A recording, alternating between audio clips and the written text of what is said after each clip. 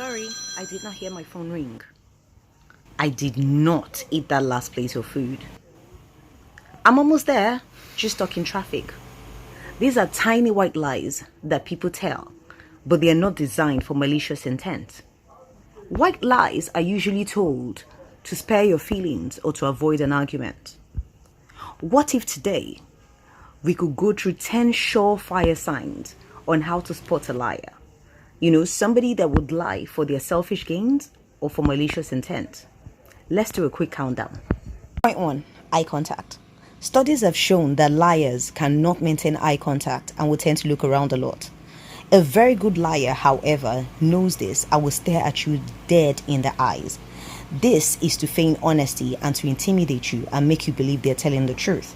However, you can spot a liar by the strangeness in their stare. It's quite different from the normal stare. A normal person will tend to blink out of reflex while speaking to you. A liar, however, keeps their eyes wide open and will not blink a lot. This, like I said before, is to feign honesty and make them believe that if they can stare at you dead cold in the eyes, then they must be telling the truth. Point 2. A twitch in their nervous system. A twitch or change in their nervous system can be expressed as something like blinking, increased breathing, or not being able to speak at all. The reason for this is because when people lie, it places stress on their nervous system, which can cause a few changes to their patterns. So when next you're trying to figure out if somebody is lying to you, you can monitor their blinking now or their blinking pattern. Studies have also shown that when people blink a lot, they're probably lying. So when next somebody stares you dead cold in the eyes without blinking much, or they're blinking a lot, it could be a surefire sign that they are lying to you. Or when somebody's breathing increases, say, for instance, when they panic or going up a flight of stairs, and you're interrogating them, but their breathing pattern changes. They're probably breathing more heavily or holding their breath. It could be a sign of lying.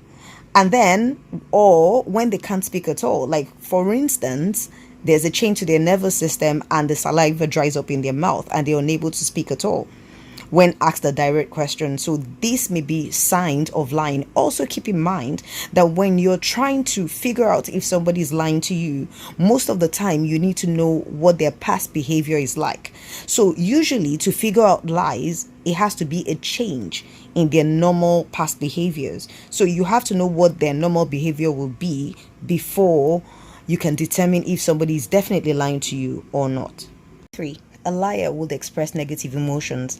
A good example of this will be, oh my goodness, I'm so sorry. When you called me earlier, my stupid phone crashed on the floor, the battery died, and I was in this crazy mental traffic. I think everybody on the road is just simply crazy. Everybody driving on the road now is crazy. I was in this crazy traffic only for me to get to the traffic sign. They would normally express negative emotions because when people lie, like I said before, it puts a lot of stress on the nervous system. So a liar would tend to express more negative emotions to distress and to also make their stories more believable. Point 4. Excessive gestures. A liar will tend to use a lot of excessive gestures to emphasize and enhance their point. For instance, hand gestures. It's been proven that even politicians use hand gestures as a way to emphasize and enhance their point and make their point more credible.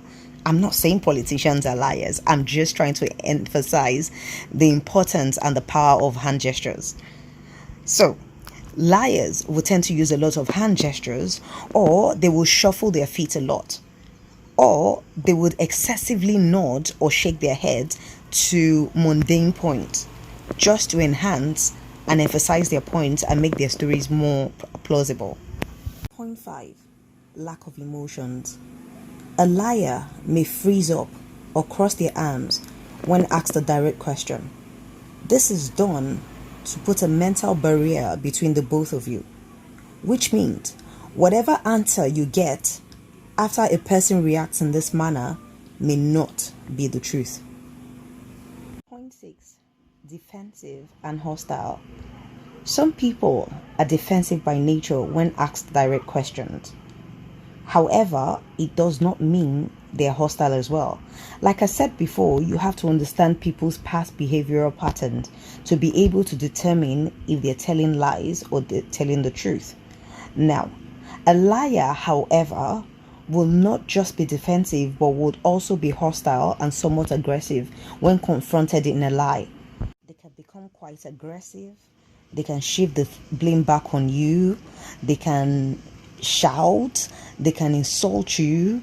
They will become quite aggressive unnecessarily. 7. A liar would repeat words and phrases and sometimes repeat questions.